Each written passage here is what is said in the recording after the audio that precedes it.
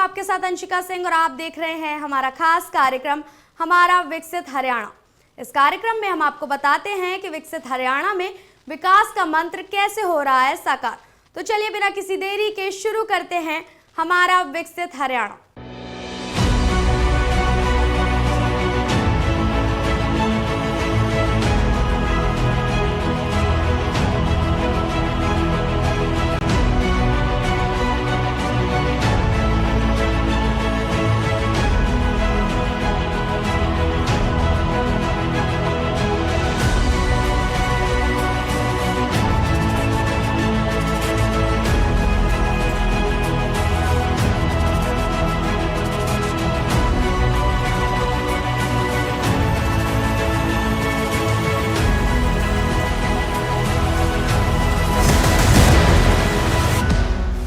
देश में आपातकाल के 50 साल पूरे होने पर हरियाणा में राज्य स्तरीय कार्यक्रम आयोजित किया गया। मुख्यमंत्री नायब सिंह सैनी ने इस कार्यक्रम में बतौर मुख्य अतिथि शिरकत की। उन्होंने इस दौरान अपने ऐतिहासिक संबोधन में 1975 के आपातकाल को लेकर गहरी चिंता जताई।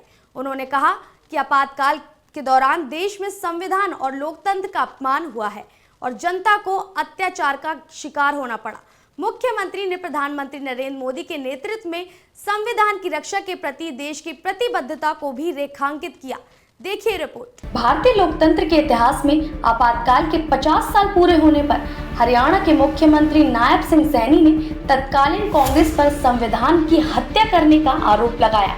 करनाल में संविधान हत्या दिवस मनाने के लिए आयोजित एक राज्य स्तरीय कार्यक्रम को संबोधित करते हुए सीएम ने कहा कि भारत के स्वतंत्रता सेनानियों ने अंग्रेजों से आजादी पाने के लिए अपनी मातृभूमि के लिए सर्वोच्च बलिदान दिया।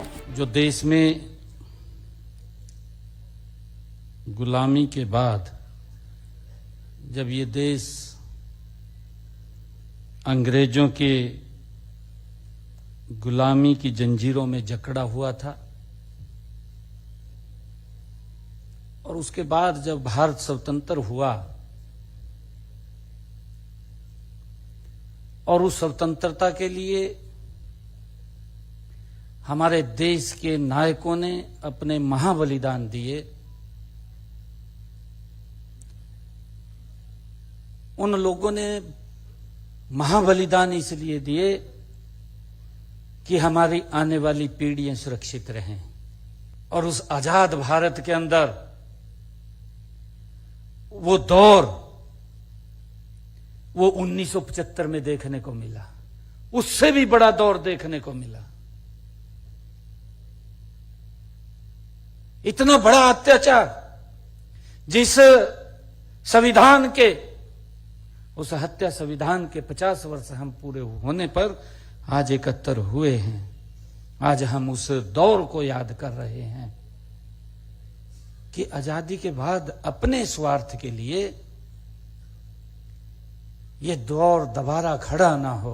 आपातकाल के दौरान हुए अत्याचारों का जिक्र करते हुए मुख्यमंत्री ने बताया कि 25 जून का दिन हम सबको याद कराता है उस समय कैसे रात के 12 बजे सरकार ने इमरजेंसी का आदेश पारित कर दिया। उन्होंने कहा कि उस दौरान किए गए अत्याचारों से आज भी हमारे रोंगटे खड़े हो जाते हैं। ये आदेश अपने स्वार्थ के लिए लागू किया गया। सीएम ने कहा कि आपातकाल में पत्रकारों को भी जेलों में बंद कर दिया गया जिससे वो अपनी लेखनी से अत्याचारों का सच ना लिख सके।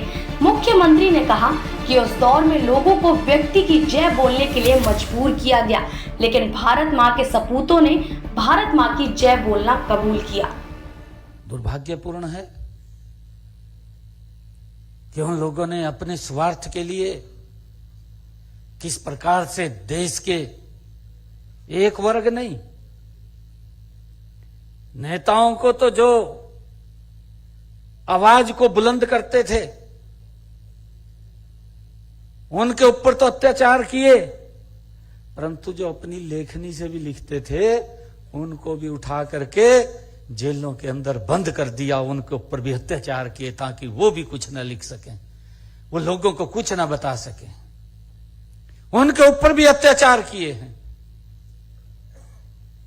और वो अत्याचार क्योंकि भोजन भी नहीं मिलता था, भूखे रह करके। और अभी हमारे ब्रिज ठक्कर जी बैठे हैं, इनके पिताजी को जब गिरफ्तार किया, गिरफ्तार करके ले गए, कहा व्यक्ति की जय बोलो। उनसे बोला गया, उनसे यातना दी गई, बिल्कुल वो इस भारत मां को प्यार करने वाले लोग, वो व्यक्ति की पूजा नहीं, वो इस भारत मां से प्रेम करते हैं। उन्होंने कहा कि मेरी गर्दन उतर जाए परंतु व्यक्ति की जय नहीं बोलेगी, इस भारत मां की जय बोलेगी। मुख्यमंत्री ने देश के प्रधानमंत्री नरेंद्र मोदी के 11 सालों को सच्ची आजादी बताया। उन्होंने कहा कि प्रधानमंत्री मोदी के नेतृत्व में देश पिछले 11 वर्षों से संविधान के पथ पर चल रहा है। सीएम ने कहा कि आजाद भारत के बाद जिस गति से देश आगे बढ़ना चाहिए था, उस गति से नहीं बढ़ा। प्रधानमंत्री के नेतृत्व में 11 साल के कार्यकाल में विकसित भारत के अंतर को साफ देखा जा सकता है। मुख्यमंत्री ने कहा कि देश के नागरिकों ने असली आजादी बीते 11 सालों में देखी है, क्योंकि इन 11 सालों में हर वर्ग का सपना पूरा हुआ है। अगर ये देश अगर संविधान के अनुरूप चला है, 2014 के बाद आदरणीय नरेंद्र मोदी जी के नेतृत्व में ये देश इस संविधान के अनुरूप चला है। 2014 के बाद 11 वर्षों में असली आजाद भारत का आनंद अगर देश के लोगों ने लिया है तो अब ले रहे हैं कि ये आजाद भारत है। मैं आजाद भारत क्यों कहूंगा इसको? लगातार आजादी के बाद जो सपने देखे थे, वो सपने जिस गति से पूरे होने चाहिए थे, वो सपने पूरे नहीं हुए। हमारे संकीर्ण रास्ते थे,